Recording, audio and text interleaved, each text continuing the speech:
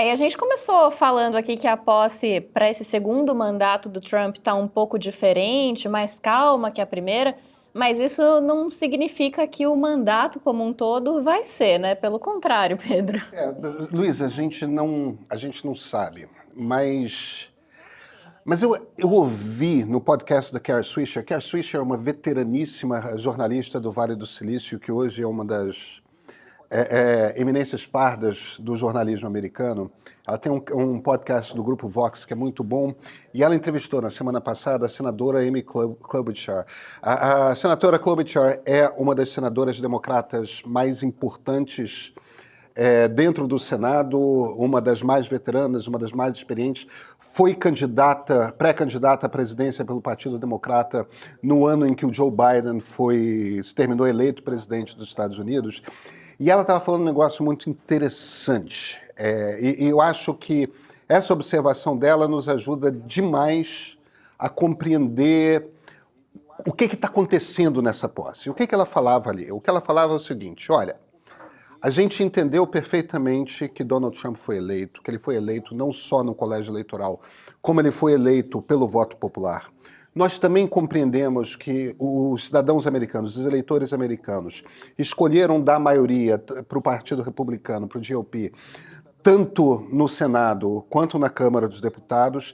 Então nós compreendemos que, para nós, parlamentares do Partido Democrata, não é nossa função ficar criando dificuldades para que Donald Trump faça o gabinete de ministros, lá eles chamam de secretários, né, que ele achar mais adequado. Nós vamos fazer perguntas, nós vamos trabalhar como parlamentares, mas a intenção é de aprovar todo o gabinete e a intenção é de fazer essa transferência de poder a mais normal possível.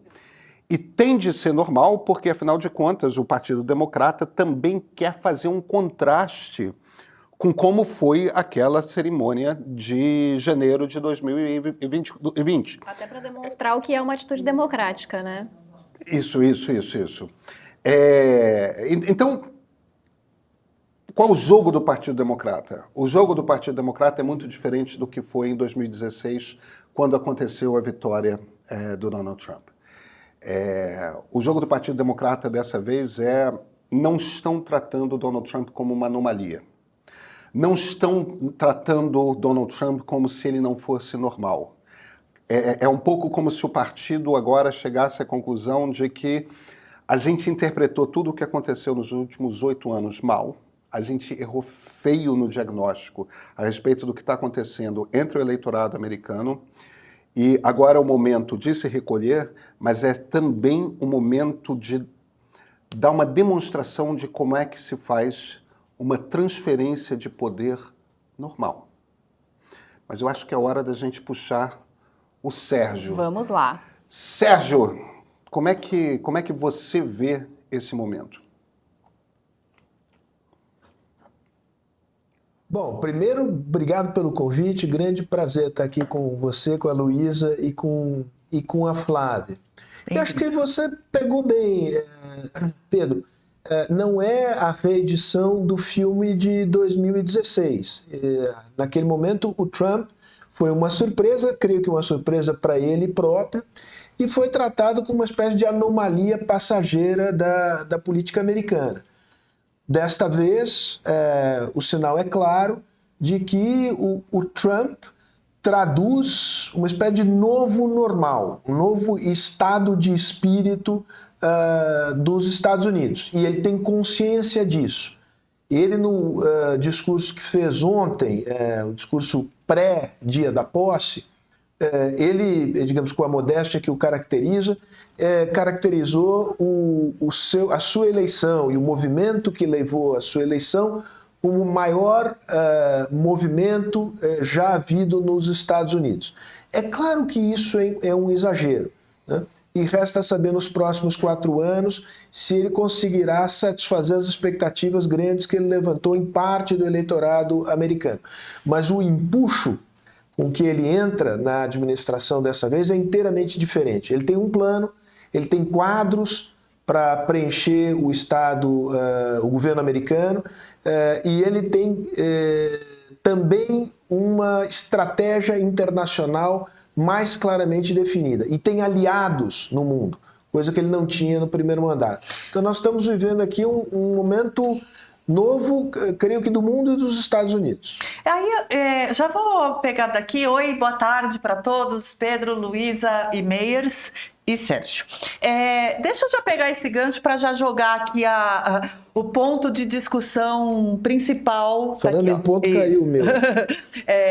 O ponto de discussão principal que a gente teve hoje de manhã.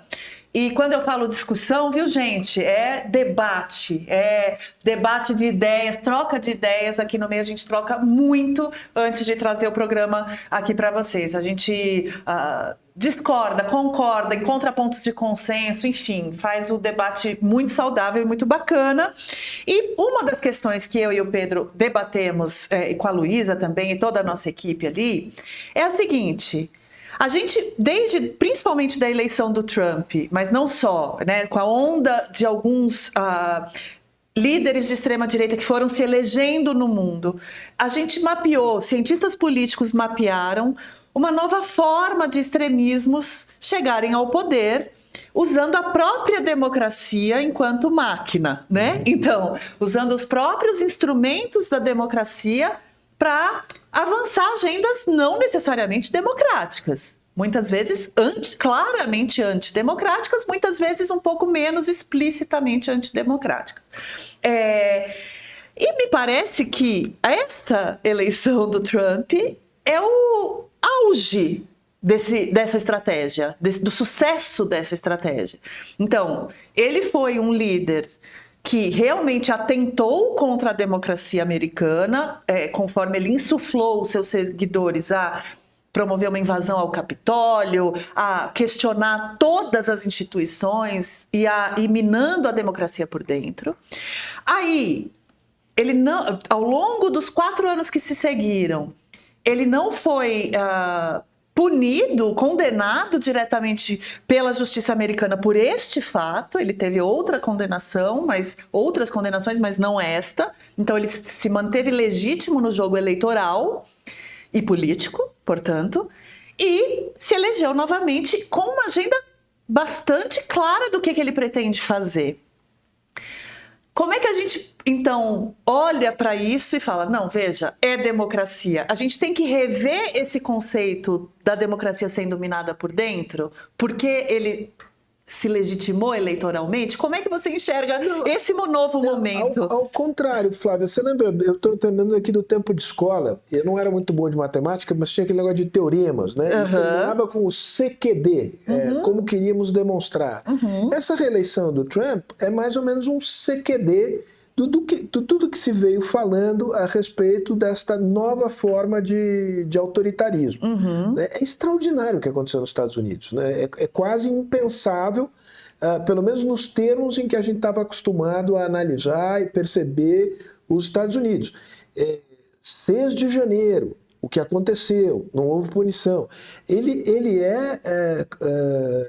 foi indiciado por crimes, né? Então, pela primeira vez nos Estados Unidos, há um presidente indiciado por crime. E condenado. E condenado por crime. Né? Um presidente que diz... Eu estava observando ontem o discurso dele. Obviamente que a política não é o reino da verdade, né? Mas os políticos sempre procuram construir um discurso que tenha algum fundamento na verdade.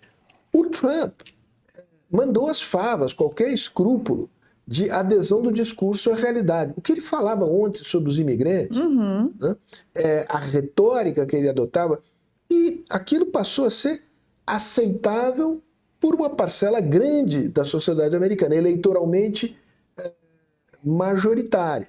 Então, eu acredito que nos próximos 4 anos, o que a gente está jogando aqui é um pouco a chance de deter essa onda autoritária que tem um alcance global. É uma espécie de mãe de todas as batalhas.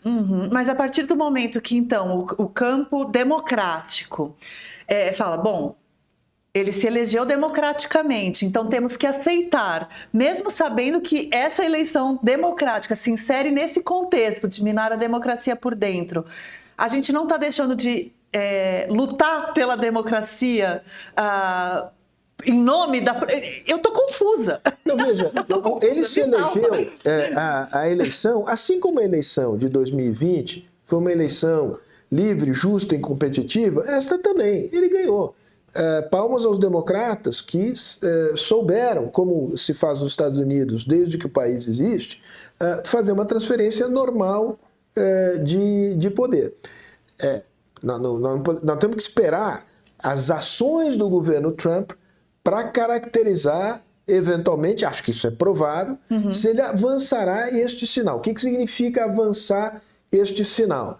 Significa usar de maneira desmedida os poderes da presidência, coibir o Congresso, pressionar a imprensa, seja através de uma espécie de bombardeio de medidas judiciais, seja de outros instrumentos.